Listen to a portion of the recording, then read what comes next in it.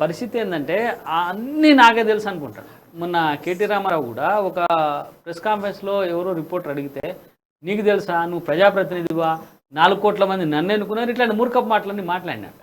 కానీ వాస్తవంగా ఎవరు తెలిసిన విషయం చెప్పినా రిసీవ్ చేసుకునేటువంటి పరిస్థితి ఉండాలి. ఇలా ఆయన కేసీఆర్ గారికి కూడా ఆ పరిస్థితి లేదు, రిసీవ్ చేసుకోవడం లేదు. అంతా నాకు తెలుసు, నువ్వేంది చెప్పేది అనే దగ్గరనే కాళేశ్వరంలో 1,00,000 కోట్లు మునిగిపోయినాయి, వేస్ట్ చేసేసింది. అంటే నిపుణులు అందరూ చెప్తా ఉన్నా ఖతం అయిపోయింది.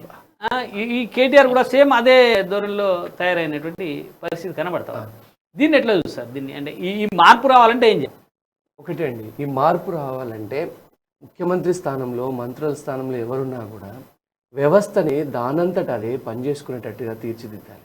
స్వయం ప్రక్షాళన అంటే కనుక ఇప్పుడు సపోజ్ మనం ఒక కార్ని ఎప్పుడు మనం గేర్లు మార్చుకుంటూ ఉన్నాం. మనం ఫస్ట్ గేర్ నుంచి second gear, third gear, fourth gear అట్లా వేసేసి హైవే మీద అట్లా వెళ్ళాలంటే కనుక అధికారులు కానీ, వ్యవస్థ కానీ, ఎవరి ఎమ్మెల్యేలు కానీ, మంత్రులు కానీ వాళ్ళంతటా వాళ్ళు చక్కగా పరిపాలన చేసుకునేటట్టు ఉండాలి. ఇక్కడ మీకు తెలుసు, మంత్రులు, ఎమ్మెల్యేలు అందరూ డమ్మి, సీఎంఓ ఆఫీస్ నుంచి ఆదేశాలు వస్తే తప్ప.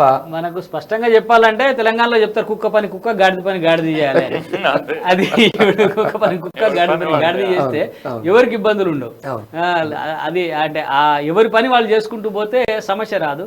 పాలనంతా అధికారుల చేతుల్లో, కేవలం పాలన జరుగుతున్న తీరును మాత్రమే ప్రజాప్రతినిధులు పరిశీలించాలి. కానీ అలా అదంతా పోయి మొత్తంగా ఒకటే దగ్గర కేంద్రీకృతమైన పరిస్థితే కనబడతా ఉన్నాయి. అందుకే అండి ఇప్పుడు ఒకటే కేంద్రీకృతంగా ఉంటే కనుక, ఇప్పుడు మనం ఏ కంట్రీనైనా తీసుకోండి, ఇప్పుడు ఇంత బాగా వ్యవస్థ నడవాలంటే కనుక ఒక ముఖ్యమంత్రి గారే ప్రొఫెషనల్లీ స్కిల్డ్ కాదు. ఎంతో మంది బ్యూరోక్రాట్స్, ఐఏఎస్లు, ఐపీఎస్లు, ఎంతో మంది బ్యూరోక్రాట్స్ వాళ్ళందరూ కష్టపడితే ఈ వ్యవస్థ కదులుతుంది. కాళేశ్వరం ఫెయిల్ కావడానికి కారణం ఎవరు? ఆయనే, ముఖ్యమంత్రి గారు. ఆయననే ఇంజనీర్ అయిపోయి ఆయన అందరు పక్కన పెట్టేసి నేనే ఇంజనీర్, నాకంటే గొప్ప ఇంజనీర్ లేడని తెలంగాణ. సో కాళేశ్వరం ప్రూవ్ చేసింది ఆయన ఎంత గొప్ప ఇంజనీర్.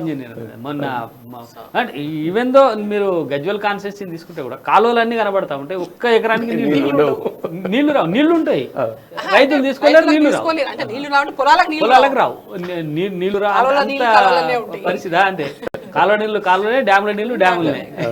ఈ పరిస్థితి ఇలా తెలంగాణ అంతటా ఉన్నది.